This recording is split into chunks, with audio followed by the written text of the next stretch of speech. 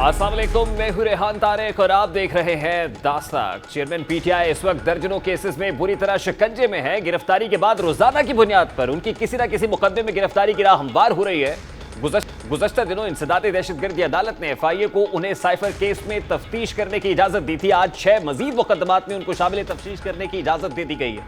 Chairman Tehreek Insaf के लिए मुख्तलिफ मुकदमात में गिरफ्तारियां ही परेशानी का बायस नहीं है, बल्कि उनके लिए एक नई परेशानी यह भी है कि उनकी लीगल टीम भी टूट फूट का शिकार है।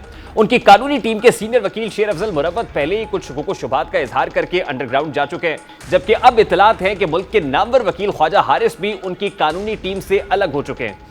उनकी अलहदगी की वजह भी कानूनी टीम में डेकोरम ना बताया जा रहा है। इसके अलावा जस्टिस आमिर फारूक पर अदम एतमाद का इजहार भी एक बड़ी वजह है।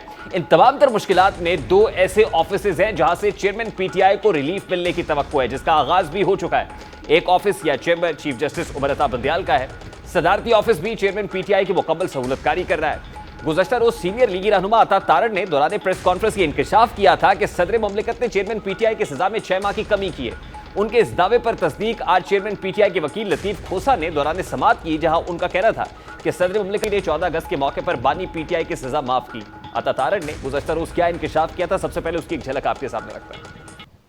14 अगस्त को जिस तरह वो करते हैं ना, कोई भारतीय माहीगीर आ जाता है तो उसकी सजा माफ कर देते हैं। इमरान खान साहब की सजा में 6 महीने का उन्होंने कमी का ऐलान किया है। वो ऑर्डर मैं आपसे शेयर कर लूंगा। सदर पाकिस्तान ने 14 अगस्त के मौके पे भी डंडी मारी है। वो एक दिन था कि पाकिस्तान का झंडा लेके निकलते, कोई हुब्बुल वतनी का दर्स देते, कोई इस मुल्क की सालमियत के लिए दुआ करते, मगर उन्होंने क्या किया, उन्होंने 6 महीने सजा में जो है कमी का ऐलान कर दिया, रिमिशन अवार्ड का। दूसरी जानिब सुप्रीम कोर्ट ने गुज़श्ता रोज भी चेयरमैन पीटीआई को रिलीफ देने की भरपूर कोशिश की, लेकिन इस्लामाबाद हाई कोर्ट में मुकदमा जेर समाअत होने की वजह से एक दिन के लिए समाअत मुकम्मल की। आज 2 बजे दोबारा से सुप्रीम कोर्ट में इस केस की समाअत हुई, लेकिन इस्लामाबाद हाई कोर्ट में समाअत जारी होने की वजह से केस को अगले हफ्ते तक मुलतवी कर दिया गया है। चीफ जस्टिस ने आज रिमार्क्स देते हुए कहा कि इस्लामाबाद हाई कोर्ट में समाअत अभी चल रही है। इस्लामाबाद हाई कोर्ट के चीफ जस्टिस केस सुन रहे हैं, जो काबिल तारीफ है। इस्लामाबाद हाई कोर्ट के चीफ जस्टिस की कोशिशों को सराहता हूं। इस्लामाबाद हाई कोर्ट मामले को देख रही है। बेहतर होगा पहले हाई कोर्ट को इस मामले पर फैसला करने दें, जिसके बाद सुप्रीम कोर्ट ने तोशाखाना केस की समाअत इस्लामाबाद हाई कोर्ट का ऑर्डर आने तक मुलतवी की। दूसरी जानिब आज इस्लामाबाद हाई कोर्ट में भी तोशाखाना केस की समाअत हुई।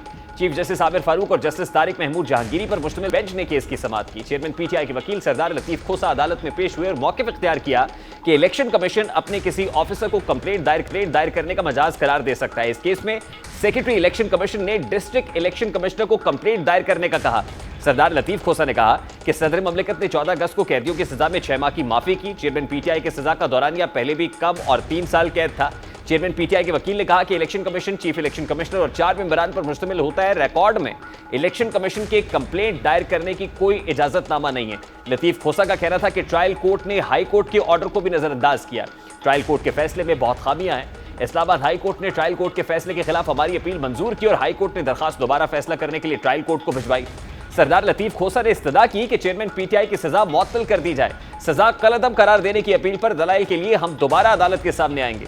Chief justice Islamabad high court ने इस्तफसार किया कि ट्रायल कोर्ट के फैसले में इन तमाम इश्यूज पर फैसला दिया गया, जिस पर सरदार लतीफ खोसा ने कहा बिल्कुल नहीं, जो फैसला उन्होंने दिया था वो हाई कोर्ट कलअदम करार दे चुकी। जस्टिस आमिर फारूक ने इस्तफसार किया कि हतमी फैसले में क्या ट्रायल कोर्ट ने वजूहात दी, जिस पर लतीफ खोसा ने बताया कि ट्रायल कोर्ट ने वजूहात नहीं दी। ट्रायल कोर्ट के जज ने आपके फैसले को नजरअंदाज किया। जस्टिस तारिक जहांगीरी ने पूछा कि ट्रायल कोर्ट ने दिफा के गवाहान को किस बुनियाद पर गैर मुतल्लका कहा, जिस पर लतीफ खोसा का कहना था कि ट्रायल कोर्ट ने चेयरमैन पीटीआई के गवाहान को गैर मुतल्लका करार दिया। ट्रायल कोर्ट ने गवाहान को जांचे बगैर उन्हें उसी रोज गैर मुतल्लका अफराद करार दिया और ट्रायल कोर्ट ने गवाहान को गैर मुतल्लका करार देने की वजह ही नहीं लिखी। चेयरमैन पीटीआई के वकील सरदार लतीफ खोसा ने शिकवा करते हुए कहा कि चीफ जस्टिस साहब, माजरत के साथ आपने भी ट्रायल कोर्ट को हतमी फैसला करने से रोका नहीं। अगर हाई कोर्ट ने नहीं रोका फिर भी जज को हतमी फैसला नहीं देना चाहिए था। मुल्जिम को अपने दिफा में गवाह पेश करने से रोका नहीं जा सकता। गोशवारे जमा होने के 120 रोज के अंदर कंप्लेंट दायर की जा सकती है। ये कंप्लेंट गोशवारे जमा होने के 920 रोज बाद दायर की गई। ये तो नहीं हो सकता कि मेरे सर पर हमेशा तलवार लटकी रहे। चेयरमैन पीटीआई के वकील का कहना था कि ट्रायल कोर्ट ने न सिर्फ मुल्जिम के दिफा का हक खत्म किया, बल्कि ख्वाजा हारिस की बहस भी नहीं सुनी। ख्वाजा हारिस 12 बजे ट्रायल कोर्ट पहुंच गए थे, मगर जज ने कहा अब आपकी जरूरत नहीं, अदालत ने फैसला महफूज किया और आधे घंटे बाद 30 सफात का फैसला जारी कर दिया। 12:30 बजे फैसला आया और 12:35 पर पुलिस चेयरमैन पीटीआई को गिरफ्तार करने पहुंच गई। वक्फे के बाद केस की दोबारा समाअत शुरू हुई तो इलेक्शन कमीशन के वकील अमजद परवेज एडवोकेट ने अपने दलाइल में कहा कि हक के दिफा से मुताल्लिक चेयरमैन पीटीआई की दरखास्त इस्लामाबाद हाई कोर्ट के सिंगल बेंच में जेर समाअत है। हक के दिफा की दरखास्त पर नोटिस जारी किए जाने के खिलाफ चेयरमैन पीटीआई की दरखास्त सुप्रीम कोर्ट में भी जेर समाअत है। सुप्रीम कोर्ट और सिंगल बेंच में जेर समाअत होने की वजह से यह बेंच इस मामले पर कोई ऑब्जर्वेशन नहीं दे सकता। चीफ जस्टिस आमिर फारूक ने कहा कि यह बेंच तो सुप्रीम कोर्ट और सिंगल बेंच के दरमियान सैंडविच हो गया। उनका यह कहना है कि अगरचे स्टे नहीं था, इसके बावजूद नोटिस तो इस अदालत ने कर रखा था। वकील इलेक्शन कमीशन अमजद परवेज ने कहा कि उन्होंने गोशवारों में 4 बकरियां जाहिर की लेकिन बाकी मुतल्लिका चीजें जाहिर नहीं की। Chief justice Islamabad high court ने कहा कि उनकी 3 सवालात हैं, एक मजिस्ट्रेट वाला, एक दौरानिये वाला और एक अथॉरिटी वाला। ये सवालात तो आएंगे कि मुल्जिम को हक के दिफा ही नहीं दिया गया। अमजद परवेज एडवोकेट ने कहा कि ट्रायल कोर्ट ने चेयरमैन पीटीआई के गवाहान को गैर मुतल्लिका करार दिया, जिस पर चीफ जस्टिस आमिर फारूक ने रिमार्क्स दिए कि गोशवारे तो अपने कंसल्टेंट की मुशावरत से जमा कराए जाते हैं ना। चीफ जस्टिस आमिर फारूक ने कहा कि मुझे तो कोई अपने रिटर्न्स फाइल करने का कहे तो मैं खुद नहीं कर सकता, जिस पर अमजद परवेज ने कहा कि एक टैक्स रिटर्न का केस ही नहीं, गलत डिक्लेरेशन का केस है। अब तकरीबन 3 घंटे इस पर चेयरमैन पीटीआई के वकील सरदार लतीफ खोसा दलाइल देते रहे, जिसके बाद अमजद परवेज ने कहा कि जो ग्राउंड्स इन्होंने पेश किए हैं, तकरीबन 6 ग्राउंड्स चेयरमैन पीटीआई के वकील ने उठाए, तो मुझे भी वक्त चाहिए और तकरीबन मुझे भी 1.5 से 2 घंटे का वक्त तो चाहिए होगा। जिस पर अमजद परवेज ने दलाइल जो है वो दे रहे थे कि इस दौरान समाअत कल तक के लिए, कल सुबह 11:30 बजे तक के लिए मुलतवी कर दी गई है और जाहिर है कि इस्लामाबाद हाई कोर्ट में मामला ज़ेर समाअत है, इसीलिए सुप्रीम कोर्ट ऑफ पाकिस्तान ने भी वक्त लिया कि पहले इस्लामाबाद हाई कोर्ट आने दें तो उसके बाद ही केस को सुनेंगे। तवक्को की जा रही थी कि आज ही चेयरमैन पीटीआई के लिए कोई वक्ती रिलीफ आ जाएगा, लेकिन आज ऐसा नहीं हो सका और दोनों कोर्ट्स के अंदर समातें मुलतवी हो गई हैं। इस केस का क्या फेट है और कैसे डिटर्मिन होगा, इस वक्त सीनियर सहाफ़ी तर्जियाकार हसन अयूब साहब हमारे साथ मौजूद है, उनसे बात करते हैं। अस्सलाम वालेकुम हसन अयूब साहब, बहुत बहुत शुक्रिया आपके वक्त के लिए। अच्छा, हसन अयूब साहब को ट्राई करने की कोशिश कर रहे हैं, उन्हें भी लाइन पे लेते हैं, लेकिन ये बड़ा इंपॉर्टेंट डेवलपमेंट इसके अंदर ये है कि आज ये तवक्को थी, सुप्रीम कोर्ट ऑफ पाकिस्तान अपने दिए गए वक्त के मुताबिक 2 बजे इस केस को रिज्यूम कर चुकी थी समाअत, और फिर लतीफ़ खोसा इस्लामाबाद हाई कोर्ट के अंदर अपने दलाइल कंप्लीट करने के बाद जब 5 मिनट का वक्फा इस्लामाबाद हाई कोर्ट ने दिया तो वो सुप्रीम कोर्ट ऑफ पाकिस्तान में आ गए थे ताकि सुप्रीम कोर्ट की 3 रुकनी बेंच जो जस्टिस जमाल बंदोखेल, जस्टिस उमर अता बंदियाल और जस्टिस मज़ार नकवी पर मुश्तमिल था, उसके रूबरू पेश हो सके। वहाँ पर जो गुफ्तगू हुई उसमें लतीफ़ खोसा यकीनन दोनों तरफ से, एक तरफ उन्होंने एक लंबी चौड़ी समाअत की, 6 ग्राउंड्स पेश किए, दूसरी तरफ सुप्रीम कोर्ट ने जब इस्तफसार किया कि इस्लामाबाद हाई कोर्ट के अंदर क्या बना तो बताया गया कि अभी वहाँ पर दलाइल जारी हैं। उसके बाद इलेक्शन कमीशन ऑफ पाकिस्तान के वकील अमजद परवेज को सुना जाना है, तो उसके बाद सुप्रीम कोर्ट ऑफ पाकिस्तान ने यह कहा कि अच्छा इकदाम है, काबिल सताइश है कि chief justice Islamabad high court इस मामले को सुन रहे हैं और जब तक इस्लामाबाद हाई कोर्ट इस केस के ऊपर कोई फैसला नहीं सुनाता है तब तक सुप्रीम कोर्ट ऑफ पाकिस्तान इंतजार करेगी। यानी अब ये इस्लामाबाद हाई कोर्ट पर मुनहसर है। कल सुबह 11:30 बजे का वक्त दिया गया है, क्या होने जा रहा है। हसन अयूब साहब ने गालिबन हमें ज्वाइन कर लिया है। अस्सलाम वालेकुम हसन अयूब साहब, बहुत बहुत शुक्रिया आपके वक्त के लिए। सबसे पहले तो बड़ा सादा सा सवाल है, गुज़श्ता रोज सुप्रीम कोर्ट ऑफ पाकिस्तान के रिमार्क्स के बाद ये तवक्को की जा रही थी कि आज चेयरमैन पीटीआई को वक्ती रिलीफ मिल जाएगा। वक्ती रिलीफ से मुराद ये है कि शायद सज़ा जो है वो मुअत्तल हो जाएगी, मतलब को बरियत तो नहीं होगी लेकिन सज़ा मुअत्तल हो जाएगी। और फिर सुप्रीम कोर्ट ऑफ पाकिस्तान ने भी ये यकीन दहानी कराई थी कि अगर इस्लामाबाद हाई कोर्ट कोई फैसला नहीं सुनाती है तो हम रात 9 बजे तक बैठे रहेंगे। तो chief justice supreme court of Pakistan ने जो है जब ये रिमार्क्स दिए तो उसके बाद ये तवक्को हो गई थी। हसन अयूब साहब, आप ये बताइएगा कि तवक्को तो थी कि रिलीफ मिलेगा, लेकिन क्या वजह है कि दोनों तरफ समातें मुलतवी हो गई? देखिए, हाई कोर्ट ने तो समात जो है वो मुलतवी की, क्योंकि उन्होंने हेयरिंग भी की, उन्होंने वकला को भी सुना दोनों अतराफ के, और अभी केस जो है वो जमानत वाला मामला भी जो है ना वो कंक्लूड नहीं हुआ तो उसको अर्जेंट कर दिया, क्योंकि जरिए बात है कोर्ट आवर्स कंप्लीट हो गए और उन्होंने नेक्स्ट डेट डाल दी। सुप्रीम कोर्ट में ये समात क्यों हो रही है, ये बात समझ से बालातर है। सुप्रीम कोर्ट को क्या जल्दी है? अगर एक तरफ सुप्रीम कोर्ट कहती है कि जो जज, ट्रायल कोर्ट के जो जज थे हुमायूं दिलावर साहब, उन्होंने बहुत उजरत में और बहुत हेस्ट में फैसला किया है, ट्रायल को कंक्लूड किया है, तो वही चीज जो वो उनके ऊपर इल्जाम आयद कर रहे हैं और वो खुद ही वही अमल जो है वो सुप्रीम कोर्ट ऑफ पाकिस्तान और बिलखुसूस chief justice supreme court of Pakistan कर रहे हैं। तो अगर ट्रायल कोर्ट करे तो वो गलत और वो खुद करे तो वो जस्टिफाइड है, तो ये इसकी जस्टिफिकेशन कोई नहीं है। और ना ही कोई दुनिया जो है वो बैरी है, ना ही लोग गूंगे हैं कि वो इस मुतालिक बात नहीं करेंगे। इस पर बात तो हो रही है और खुलेआम हो रही है। और अब जो है ना वो इस मामले के ऊपर अब चीफ जस्टिस को खुद देखना चाहिए कि वो उनका अमल जो है वो क्या कर रहे हैं, वो नई जो है वो अदालती नजीर कायम कर रहे हैं। जब एक मामला पहले ही सुप्रीम कोर्ट में जेर समात है तो आप मसावी जो है वो समात उसी मामले की किस तरीके से सुप्रीम कोर्ट ऑफ पाकिस्तान में कर सकते हैं, एक बात। दूसरी बात यह है कि आपने क्या सो मोटो लिया हुआ है कि आप आज आपने हुक्म दिया अटॉर्नी जनरल फॉर पाकिस्तान से कि जो पटिशनर है यानी चेयरमैन तहरीक-ए-इंसाफ उनकी हालत से मुतल्लिक अदालत को आगाह किया जाए। भाई क्यों किया जाए? आपके पास जो प्रेयर आई हुई है, जो एक एप्लीकेशन आई है जो कि इनफ्रक्चुअस और यानी गैर मौसर हो चुकी है, उस इनफ्रक्चुअस एप्लीकेशन को आप इतना तफसील से जो है वो समाप्त कर रहे हैं। वैसे तो तकरीबन 5000 से जायद जो जेल पटिशन होंगी वो सुप्रीम कोर्ट ऑफ पाकिस्तान में है और तकरीबन ये 2 साल गुजरे हैं। मैंने तो नहीं देखा कोई जेल पटिशन इस तरह की या जो कोई ऐसा कैदी हो उसका मामला chief justice supreme court of Pakistan justice Umar ताब बंदयाल ने सुना हो। अभी तो अगर ये जमानत जो है वो हाई कोर्ट अगर ये उनके ऊपर प्रेशराइज ना भी करते तब भी जो क्योंकि शॉर्ट सेंटेंस है 6 माह की जो वेवर है मैं इसी तरफ आना चाह रहा हूं अयूब साहब। देखिए सुप्रीम कोर्ट ऑफ पाकिस्तान से मुतालिक आपकी ऑब्जर्वेशन बिल्कुल दुरुस्त है। अपील कुनिंदा को कम से कम ये यकीन दहानी तो उन्होंने करा दी है कि इस्लामाबाद हाई कोर्ट जो भी फैसला सुनाती है हम बैठे हुए हैं आपके लिए। अगर इस्लामाबाद हाई कोर्ट आपकी मर्जी के खिलाफ को फैसला सुनाएगी तो आप मामला हमारे पास ले आइएगा, यानी ये फॉरम उनके पास मौजूद है। लेकिन अब क्योंकि कल इस्लामाबाद हाई कोर्ट में ये केस रिज्यूम होना है, अमजद परवेज साहब अभी दलाइल दे रहे हैं और 6 ग्राउंड्स तकरीबन सरदार लतीफ खोसा जो चेयरमैन पीटीआई के वकील है उन्होंने उठा दिए हैं। तो क्या देख रहे हैं, क्या ये जो शॉर्टेस्ट सेंटेंस वाला ग्राउंड है जिसके जिक्र आप कर रहे हैं, इस बेसिस के ऊपर सजा मुअत्तल हो जाएगी चेयरमैन पीटीआई की?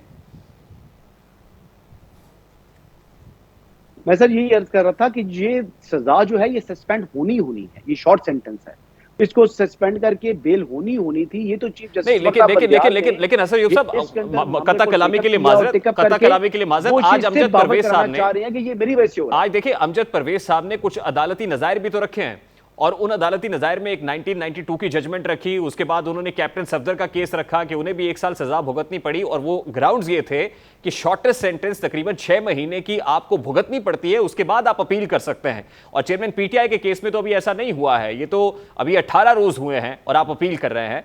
तो वो जो काउंटर आर्गुमेंट रख रहे हैं, आपको ये ग्राउंड्स कितने स्ट्रॉन्ग नजर आते हैं? ये जो शॉर्टेस्ट सेंटेंस के जवाब के तौर पर जो ग्राउंड्स हैं, क्या ये सेटिस्फैक्ट्री है? नहीं, मेरे ख्याल के मुताबिक ये इतने नहीं है, क्योंकि देखें जो शॉर्ट सेंटेंस होती है उसको अमूमी तौर के ऊपर यानी 95% जो सुपीरियर कोर्ट्स होती हैं या एपलेट कोर्ट्स होती हैं वो उसको सस्पेंड करके बेल ग्रांट कर देते हैं और फिर जो मेन अपील है उसको समाअत के लिए मुकर्रर करते हैं। लेकिन मेन अपील जो चेयरमैन पीटीआई की है उसकी टर्न जो है अभी तकरीबन 1.5 से 2 माह मिनिमम कम से कम उनको इंतजार करना पड़ेगा, शायद इससे भी ज्यादा इंतजार करना पड़ जाए। अभी यहाँ पर जो इशू है वो इशू ये नहीं है कि जी उनको बेल नहीं मिलेगी, इशू तो एतराज तो इस बात के ऊपर है कि बेल तो होनी थी लेकिन मामला ऑलरेडी एक अदालत में जो कि हाई कोर्ट के लेवल की अदालत है वहां पर जेर समाअत है और आपने डिसरिस्पेक्ट कर दी है हाई कोर्ट की और हाई कोर्ट के ऊपर आपने प्रेशर बिल्ड कर दिया है। यानी पनामा के अंदर जो मोजेस जस्टिस इजाजुल एहसन साहब थे उनको निगरान मॉनिटरिंग जज मुकर्रर कर दिया था ट्रायल के ऊपर और यहाँ पर और उनके बेसिकली वो चाह रहे थे कि उनका जो है वो ट्रायल जो है वो तेजी से कंक्लूड हो और उनको जो है वो कन्विक्शन हो। और यहाँ पर एक कन्विक्ट है और कन्विक्ट के ऊपर एक किस्म की मॉनिटरिंग की जा रही है सुप्रीम कोर्ट के जो 3 रुकनी बेंच है जिसमें बिलखुसूस 2 जजेस जस्टिस जो चीफ जस्टिस उमर अता बंदयाल और जस्टिस मज़ार अली अकबर नकवी। तो ये कौन सा इंसाफ का दौरा मेयार जो है वो दिखाई दे रहा है कि यहाँ पर फिर जो है हाई कोर्ट की मॉनिटरिंग भी हो रही है और फिर ट्रायल कोर्ट की मॉनिटरिंग भी जो है किस्म की वो कर रहे हैं। फिर हाई कोर्ट के अभी फैसला आया नहीं है और पहले ही आप जो है वो ट्रायल कोर्ट की जो गलतियां हैं उनके ऊपर आप अपनी ऑब्जर्वेशन दे रहे हैं, यानी आप हाई कोर्ट के ऊपर असरअंदाज होने की कोशिश कर रहे हैं। तो ये तो इंसाफ का कतरे आम हो रहा है और खुले आम हो रहा है। 16 सितंबर तक तो chief justice of Pakistan justice Umar Ata Bandial हैं।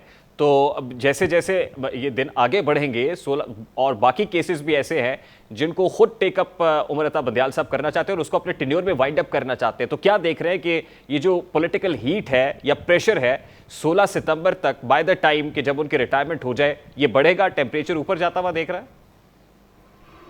देखिए मैं तो उम्मीद करता हूँ चीफ जस्टिस उमर बंदयाल ने केस टेकअप किया था, जो कंटेम्प्ट प्रोसीडिंग्स की एप्लीकेशन थी फेडरेशन की अगेंस्ट चेयरमैन पीटीआई के 25 मई को इस्लामाबाद में आकर जलाओ घराव किया।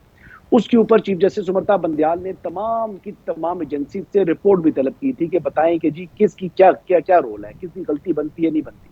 तो वो जो है वो रिपोर्ट्स एक टाइम हो चुका है, मुद्दत हो चुकी है, वो सुप्रीम कोर्ट में जो है वो रद्दी बन रही है।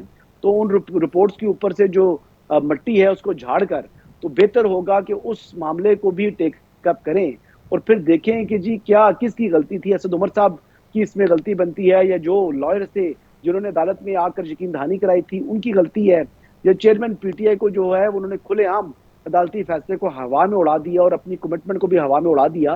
तो उस मामले को भी कंक्लूड करें ना। यहाँ पर रिलीफ देने की जब बारी होती है चेयरमैन पीटीआई की तो आप केस फौरन लगा देते हैं, और वो साल पुराना जो है वो केस पड़ा हुआ है, उस केस को क्यों नहीं टेकअप कर रहे। तो फिर इतराज करते हैं कि जी अदालत के ऊपर जो है वो बेजा तनकीद की जा रही है, सहूलतकारी का झूठा इल्जाम लगाते हैं सियासतदान। तो फिर आप मुझे बताएं कि क्या वो हक बजानिब नहीं है कि जिस केस में जो कि एंटी जा रहा हो चेयरमैन पीटीआई के, उस केस को तो आपने टेकअप नहीं करना, और जिस केस में आपने कोई उनको एक्स्ट्रा माइल्स किस्म की जो है वो आपने सहूलतकारी फराम करनी है या उनको रिलीफ देना है, तो उस मामले को आप डे टू डे हियरिंग लेकिन अब लग रहा है के ऊपर इन्फेक्शस अब दिखाई दे रहा है कि दोनों तरफ से हेड ऑन कोलिजन है और असाबी जंग है जो आने वाले दिनों में मजीद बढ़ेगी। एक तरफ सहूलतकारी है और दूसरी तरफ पूरी तैयारी है, फाइल वर्क मुकम्मल किया हुआ है। गुज़श्ता रात ही पता चला कि इंसदाद दहशतगर्दी की अदालत ने भी पुलिस को जिना हाउस हमला केस के अंदर तहकीकात और गिरफ्तारी की इजाज़त दे दी है। मजीद 6 मुकदमात के अंदर गिरफ्तारी की और तहकीकात की इजाज़त दे दी गई है। आज ही की डेवलपमेंट है। तो इसका मतलब ये कि अभी इसमें जैसे आप कह रहे हैं कि टेम्प्रेरी रिलीफ अगर मिलता भी है तो मजीद केसेस के अंदर गिरफ्तारी के लिए तमाम तर फाइल वर्क मुकम्मल किया जा चुका है। अगर उसमें ऐसा होता है तो दूसरी तरफ से रिएक्शन क्या होगा, ये बड़ा दिलचस्प होगा।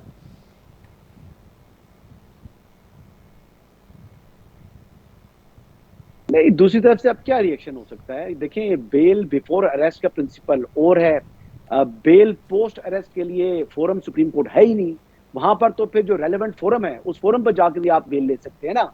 आप बराह रास्त सुप्रीम कोर्ट ऑफ पाकिस्तान में बेल के लिए तो नहीं आ सकते। तो बात यह है कि चेयरमैन पीटीआई की जो आज़ादी है वो आज़ादी अभी बहुत दूर है। मैं पहले भी बता चुका हूँ, आप शायद आपके प्रोग्राम में ही बोला था कि मुझे तो 6-8 या कम से कम 1 साल तक चेयरमैन पीटीआई आजाद होते दिखाई नहीं दे रहे।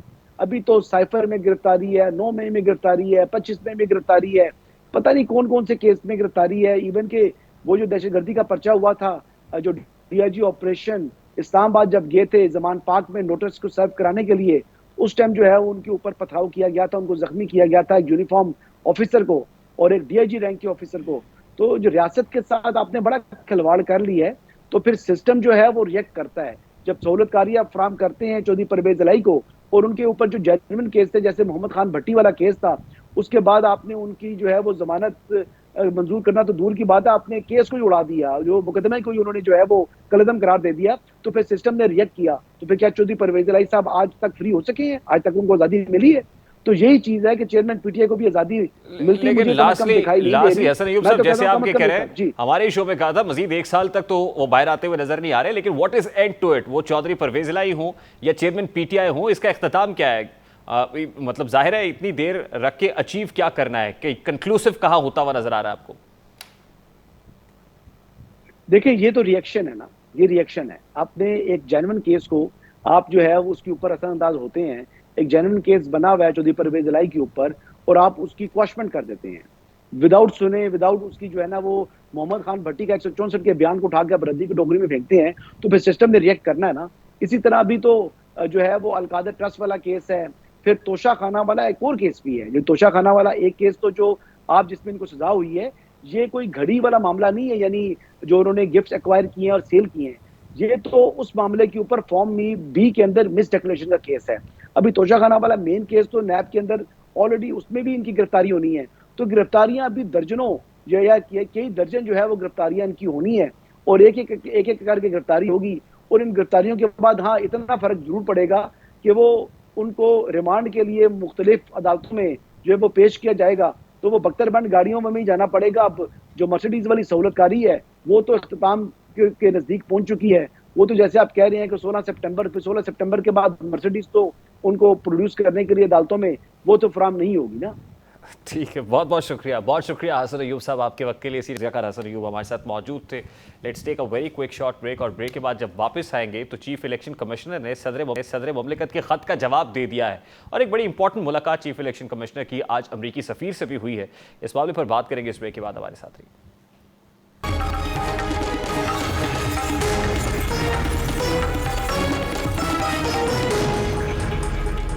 वक्त पर इलेक्शंस कराने का मामला इस वक्त सदर और इलेक्शन कमीशन के दरमियान तनाज़े का सबब बना हुआ है। सदर ममलिकत ने आम इंतखाबात की तारीख के फैसले के लिए chief election commissioner Sikandar Sultan Raja को एक खत लिखा, जिसमें सदर ने आइन का हवाला दिया और कहा कि आइन का आर्टिकल 48 क्लॉज 5 उसके तहत असम्बली के आम इंतखाबात के इनेकाद के लिए तहलील की तारीख के 90 रोज में तारीख मुकर्रर करने का पाबंद हूँ। सदर ने आईनी तौर पर इलेक्शन कमिश्नर को फराइज की अंजाम दही से मुतालिक याद दहानी कराई और मुलाकात के लिए मुदऊ किया, लेकिन चीफ इलेक्शन कमिश्नर ने मुलाकात की बजाय आज एक जवाबी खत लिख दिया है।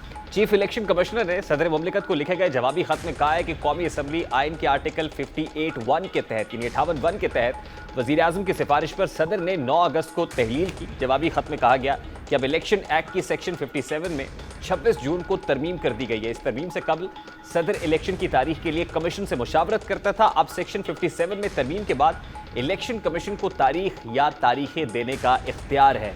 यानी इलेक्शन कमीशन ऑफ पाकिस्तान यहाँ पर इलेक्शंस एक्ट के अंदर तरमीम को जवाज बनाकर ये कह रहे हैं कि अब इलेक्शन कमीशन ऑफ पाकिस्तान से सदर मुमलिकत की मुशावरत की ज़रूरत नहीं है, बल्कि अब इलेक्शन कमीशन तारीख देने के हवाले से खुद मुख्तार है। इसी मामले पर बात करेंगे। इस वक्त साबिक सरबराह फैफन सरवर बारी साहब ने हमें ज्वाइन किया है कि चीफ इलेक्शन कमिश्नर ले रहे हैं, क्या ये दुरुस्त है? बारी साहब अस्सलाम वालेकुम, बहुत बहुत शुक्रिया आपके वक्त के लिए। पेशतर इससे कि मैं इस तरफ आऊँ, डोनाल्ड ब्लूम की जो अमरीकी सफ़ीर है उनकी मुलाकात भी आज चीफ इलेक्शन कमिश्नर से हुई है। ये कहिएगा कि इस मुलाकात को भी डिफरेंट अंदाज में पोस्ट किया जा रहा है, लेकिन जो जवाबी खत चीफ इलेक्शन कमिश्नर की तरफ से लिखा गया है इसमें उन्होंने इलेक्शंस एक्ट की में होने वाली तरमीम को जवाब बनाकर ये कहा है कि अब ये हमारा इस्तेहकाक है कि तारीख हम दे, आपका इस्तेहकाक नहीं है। ये ग्राउंड दुरुस्त है? मेरी नज़र में देखिए, एक तो मैं समझता हूँ कि हमारे मुल्क के सदर हैं, उनसे एग्री करें या डिसएग्री करें, इलेक्शन कमीशन की तरफ से, उनके चीफ की तरफ से ये जो महज उनका इनकार करना भी मैं समझता हूँ कि कर्टसी और जो हमारी तहजीब और तमद्दन है उसके दायरे में नहीं आता। ये जहाँ तक आइनी बात है तो आइन का जो आर्टिकल 48(5) है उसमें बहुत वाज़ेह तौर पर लिखा हुआ है कि जो ये सदर का राइट है कि वो, बल्कि उनकी ज़िम्मेदारी है कि वो असम्बलियों की जो रेजोल्यूशन है उसके 90 दिन के अंदर अंदर इंतखाबी शेड्यूल का ऐलान करें। ये उसमें लिखा है। जो इलेक्शंस एक्ट जिसमें तब्दीली की गई थी, अगर उसको भी हम देखें तो वो हमारे सामने ये 57 जो है वो उसमें लिखा हुआ है that president shall announce the date और dates of the general election after consultation with the commission. अब ये एक्ट में भी लिखा हुआ है और हमारे आइन में भी लिखा हुआ है। कहीं ये नहीं लिखा हुआ कि इलेक्शन कमीशन बजाते खुद अपने तौर पर कोई इलेक्शन शेड्यूल दे सकता है। इसका कहीं भी जिक्र नहीं है, किसी भी आइन में, किसी भी कानून में कहीं जिक्र नहीं है। तो इसलिए मैं इलेक्शन कमीशन के जो राय है उससे मुत्तफिक नहीं हूँ।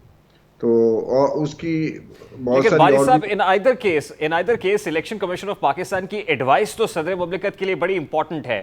वो कॉन्स्टिट्यूशनली भी, यानी आइन के जिस आर्टिकल का हवाला आप दे रहे हैं उसकी क्लॉज 5 भी यही कहती है, और कंसल्टेशन तो एक प्रोसेस है, और सदर मुमलिकत ने 90 डेज के अंदर if assemblies are dissolved by the president, तो एक जवाब ये भी दिया जाता है कि इसमें तो असेंबली सदर मुमलिकत ने तहलील नहीं की, ये तो वजीर आजम ने तहलील कर दी है। तो क्या आइन की ये शर्त लागू होगी? ये शर्त फिर भी लागू होती है, क्योंकि ये अगर आप 48(5) की बात कर रहे हैं तो उसमें बहुत वाज़ेह तौर पे लिखा हुआ है, वहाँ कहीं कंसल्टेशन का लफ्ज नहीं है। ये 5 है, where the president dissolve the national assembly notwithstanding anything contained in clause 1 he shall appoint a date not later than 90 days from the date of dissolution of assembly। तो ये जो है यहाँ कहीं कंसल्टेशन का लफ्ज नहीं है, लेकिन जो 57 शिक है इसकी इलेक्शंस एक्ट 2017 की, उसमें लिखा हुआ है with the consultation of election commission.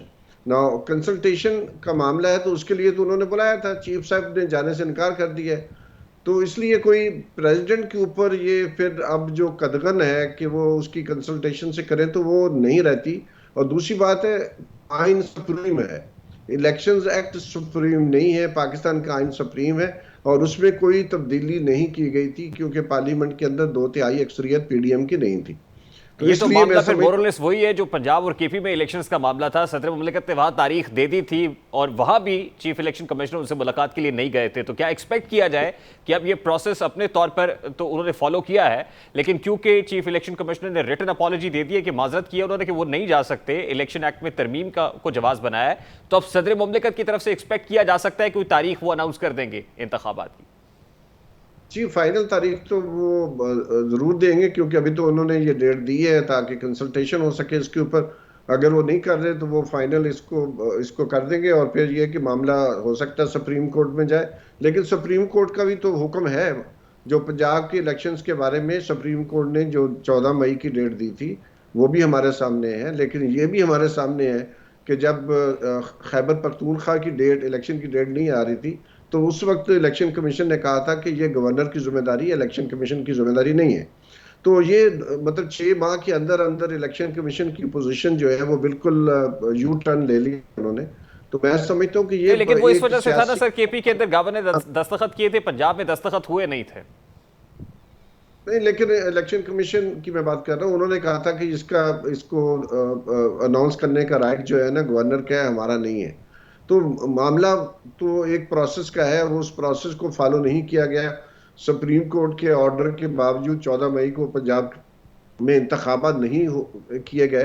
तो मैं समझता हूँ कि वही बहरान जो है वो अब शिद्दत अख्तियार कर जाएगा क्योंकि 90 दिन से आगे हम जा नहीं सकते। 90 दिन के अंदर नॉट लेटर देन 90 डेज उसमें इंतखाबात होने, और साथ ही उन्होंने डीलिमिटेशन का जो शेड्यूल दे दिया है। मैं समझता हूँ कि एक तो जो पॉपुलेशन सेंसस हुआ है उसका जो प्रोविजनल रिजल्ट्स थे और जो फाइनल किए गए, इन्होंने उसमें बहुत सारे बार्गेनिंग की गई थी, कुछ गिव एंड टेक की बात की बुनियाद पर जो सूबों की पॉपुलेशन में शेयर था उसको एडजस्ट किया गया था 2017 के जो पॉपुलेशन सेंसस था। तो सेंसस में इस तरह की जो फजिंग है उसकी इजाज़त नहीं है। तो जाहिर है हमारी तरफ से ये बिल्कुल, हमारे अदारों की तरफ से ये डिमांड बनती है कि इलेक्शन जो पॉपुलेशन सेंसस वाले हैं वो बताएं कि मई में पंजाब की आबादी जो है वो दिखाई जा रही थी 49 पॉइंट समथिंग, और वो फिर जो फाइनल सीसीआई ने अप्रूव की है वो 52.9% कर दी गई है, जो बिल्कुल तकरीबन वही है जो 2017 में थी। तो ये कौन सा कमाल जादू की चिड़िया थी जिसकी बेस पर ये किया गया है। तो मैं समझता हूँ जो पॉपुलेशन सेंसस हुए हैं वो फ्लॉड था, उसमें बहुत ज़्यादा जो फिगर्स हैं उनको फज किया गया है। और अगर हम मान भी लें कि वो सही था तो बहुत कम अजला में 1 दर्जन के लगभग सिर्फ ज़िले हैं जहां पर डिलिमिटेशन की जा सकती है, लेकिन पूरे मुल्क में करने की जरूरत नहीं है। और उसके लिए जो है एक 4 से 6 हफ्ते काफ़ी है। लास्टली बारी साहब, आप ये कह रहे हैं कि तनाज़ा खड़ा होगा तो मामला पहले की तरह हस्बे साबिक अदालत में जाएगा। अदालती नज़ायर तो पहले भी मौजूद है, खासतौर पे पंजाब में इलेक्शंस के हवाले से जो फैसला है वो प्रेसिडेंस मौजूद है। लेकिन बहुत बड़ा सवाल ये है ना कि सुप्रीम कोर्ट ऑफ पाकिस्तान अपने ही फैसले पर अमल दरामद नहीं करा सकी। सुप्रीम कोर्ट तो शायद आज भी कहे कि पंजाब में इंतखाबात 14 मई को ही होंगे, लेकिन हुए नहीं। तो आप क्या देख रहे हैं, इसका फेट क्या देख रहे हैं इलेक्शंस का, खासतौर पे पर्टिकुलरली क्योंकि अभी तो ये जो time frame election commission of Pakistan दे रहा है वो नेक्स्ट ईयर का है, फरवरी प्रॉब्ली, लेकिन अल्टीमेटली और प्रैक्टिकली आप क्या फेट देखते हैं इसका? देखिए, मैं समझता हूँ कि पहली बात तो ये है कि हमें ये मानना चाहिए कि नाजायज़ काम किया जा रहा है। ये नाजायज़ काम हमारा आइन इजाज़त नहीं देता। पहली बात तो ये है कि जो गलत काम है उसको हम गलत कहें। फिर दूसरा मामला है कि जनाब अच्छा फिर प्रैक्टिकल इसका वे आउट क्या है। तो मेरी नज़र में वे आउट है, और क्योंकि अभी देखें पीपल्स पार्टी और PMLN भी और कुछ पार्टियां भी जो हैं वो जो मर्दमशुमारी के नतायज हैं उनको नहीं मान रही और वो कह रही हैं कि इलेक्शन 90 दिन के अंदर ही होने चाहिए। तो मैं समझता हूँ मजमूई तौर पर अगर आप देखें तो एक बहुत भारी अक्सरियत पाकिस्तान के अवाम की, सिविल सोसाइटी और उसके साथ साथ जो हमारी पॉलिटिकल सोसाइटी है वो चाहती है कि 90 दिन के अंदर इंतखाबात हो। और फ्री एंड फेयर हो, और उसके बाद जो जीते उसके हवाले हुकूमत की जाए। तो मेरी नज़र में मुझे तो ये लग रहा है जो प्रेशर बिल्डअप हो रहा है उसमें इलेक्शन जो है वो 90 दिन के अंदर होते हुए मुझे नज़र आ रहे हैं। सरवर बारी साहब, साबिक सरबराह फैफन सरवर बारी हमारे साथ मौजूद थे, उनका एनालिसिस आपने सुना है। अब एक ब्रेक लेंगे और ब्रेक के बाद जब वापस आएंगे हमसाया मुल्क भारत ने चंद्रयान चांद पर पहुंचा दिया और हम अपने डॉलर को चांद पर पहुंचाने की भरपूर कोशिश कर रहे हैं। ये डॉलर की कदर में जो हाई इजाफा हो रहा है और तारीखी सतह पर इस वक्त पहुंच गई है, इस पर बात करेंगे इस ब्रेक के बाद। हमारे साथ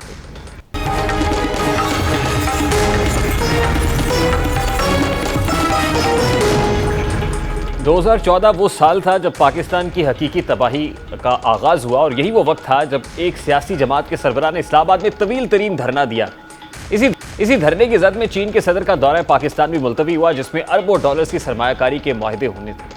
इसके बाद पाकिस्तान की किस्मत और सियासत अदालतों में आपस में भटकती हुई दस्तोगरेबा होती हुई दिखाई दी। 2014 से लेकर आज के दिन तक हमारी सियासत, मईशत, अब गर्ज के सभी कामकाज अदालतों के मोहताज हो गए और मुल्क में बेयकीनी की ऐसी फ़ज़ा कायम हुई है कि ख़त्म होने का नाम नहीं ले रही। आज के दिन जो हुआ वो कल तक पुराना हो जाता है। हर रोज़ एक नया मसला आन खड़ा होता है जो कि दीमक की तरह पाकिस्तान को खोखला कर रहा है। बेयकीनी इस हद तक गालिब है कि आज पाकिस्तान में डॉलर बेकाबू है।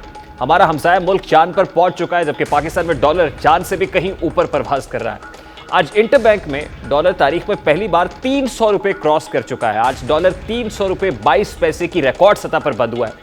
सरकारी आदादोशुमार के मुताबिक डॉलर ओपन मार्केट में 316 पर बंद हुआ, लेकिन सरकारी आदादोशुमार हकीकत पर मबनी नहीं है, क्योंकि ओपन मार्केट में डॉलर 325 रुपये पर भी दस्तयाब नहीं है।